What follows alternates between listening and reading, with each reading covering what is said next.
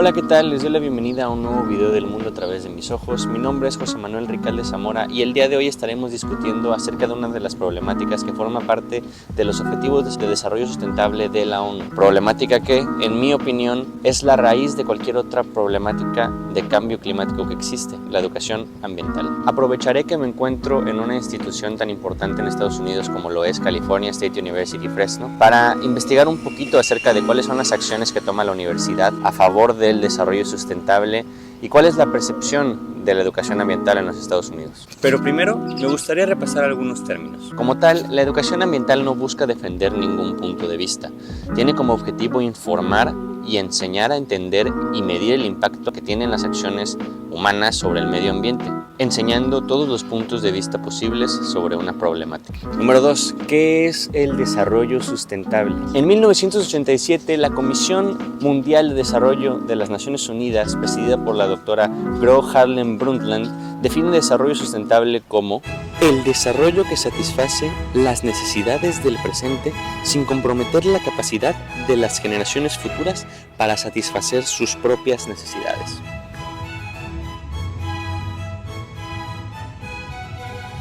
Número 3. Durante el inicio del video mencioné los ODS o Objetivos de Desarrollo Sustentable. ¿Pero qué son los Objetivos de Desarrollo Sustentable? Bueno, pues estos son 17 objetivos que tiene la ONU como visión de desarrollo sustentable para mejorar la calidad de vida, educación, salud y cultura de todas las personas. Bueno, pues ahora que ya conocemos acerca de estos temas, vamos a aprender acerca de la cultura que tienen aquí de desarrollo sustentable en Estados Unidos.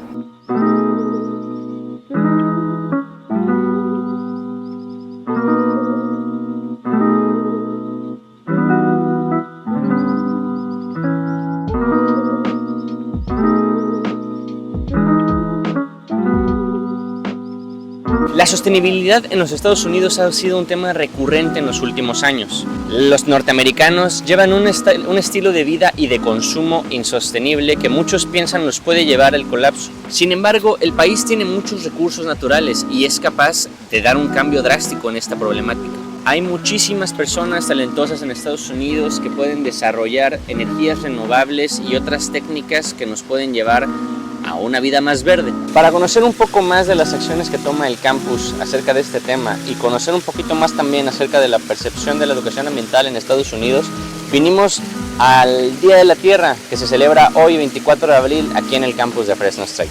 Acompáñenme.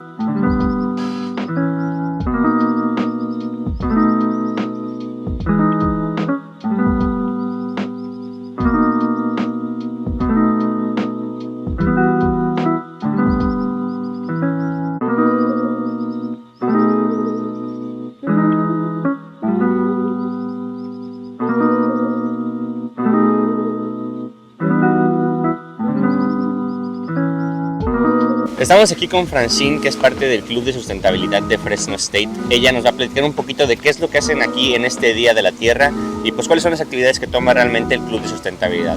Hi Francine, so tell us a little bit about the event and like what does the Sustainability Club do? How do they get involved in campus? Yeah, so Sustainability Club at Fresno State, we're more so the community and social club of the sustainable efforts here on Fresno State. So we also have different subdivisions of sustainability here. So we have the Climate Action Corps, we have ASI, Sustainability Sector, and then we have Sustainability Club. So here we're just kind of more so focused on getting people connected to sustainable like practices and sustainable organizations. And just so we have a community of people that are surrounded with like people who are like-minded in efforts to fight climate change and climate justice and stuff. So yeah, so mostly what we do in our meetings is we have a lot of speakers come in, or we do a lot of workshops, so like planting workshops or like demonstrations on climate change and climate action and stuff. And then we also do work with a lot of organizations to volunteer, so Tree Fresno, the Climate Action Corps, who's volunteering with us right now, and then every year we celebrate Earth Day on campus, so we just kind of have a bunch of environmental organizations come out just talking about environmentalism and how it pertains to the Central Valley specifically. And yeah, and it's super fun. It's like once a year. And like if people in our club want to be more involved in sustainability, we lead them to like our volunteerism, our hikes and stuff, and we also do some like conferences and stuff, and then we lead them to like the sustainability action people if they want to have more, you know, of a role in sustainability here. Right. I've been doing some research about sustainability and sustainability education here in the United States.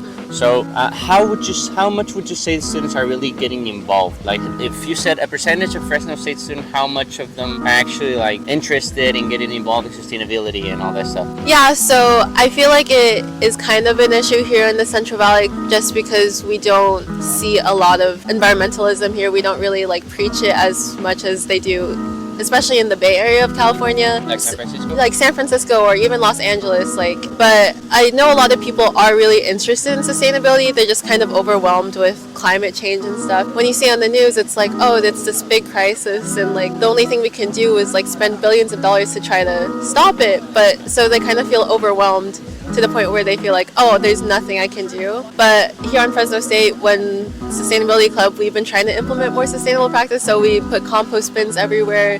We did the refillable water bottles here, like we advocated for that, and then people use them. So the issue is not whether like people are interested in it or not, it's whether they have the means to do so to be a little more sustainable.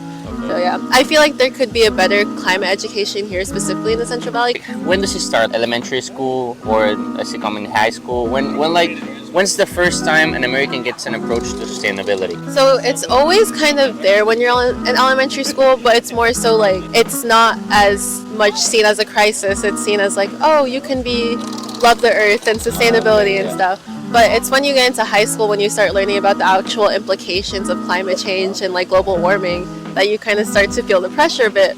But it's not a very formalized education. It's not something that is required in American schools specifically.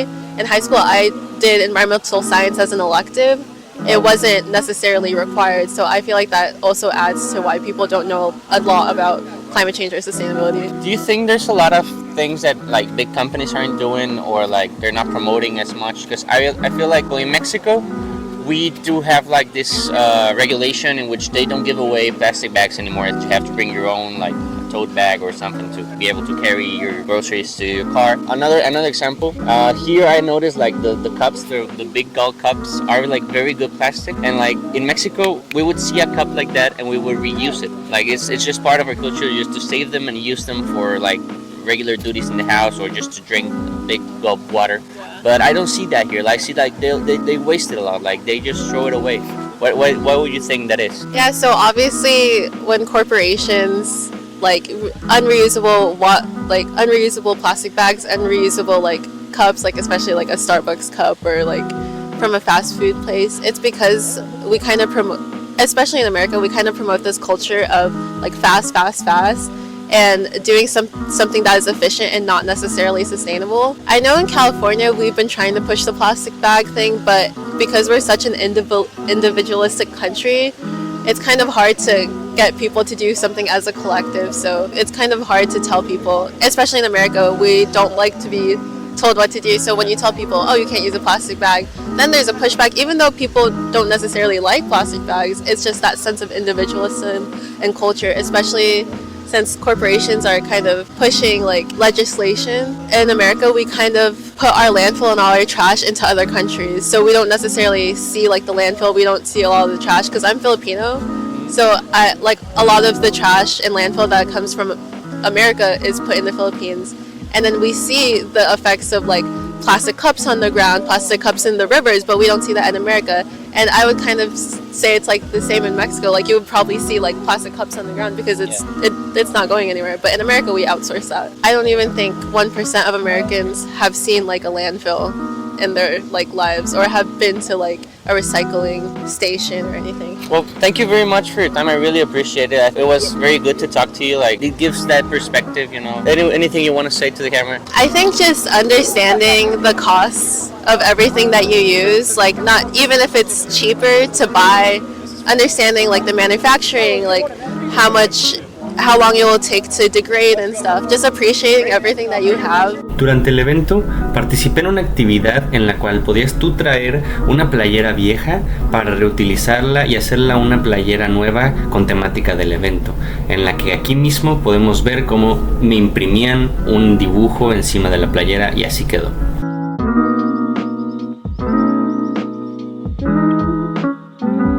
Como pueden ver, la cultura de la sustentabilidad en los Estados Unidos existe y es muy grande, muy presente. Sin embargo, todavía falta que mucha gente se sume para realmente poder ver el cambio que se podría lograr. Para esto necesitamos el apoyo de instituciones como las escuelas, como las compañías, para que realmente terminemos todos teniendo esta educación ambiental que necesitamos para poder generar un cambio. Espero les haya gustado mucho este video y hayan disfrutado de él tanto como yo de hacerlo. Muchas gracias, nos vemos a la próxima.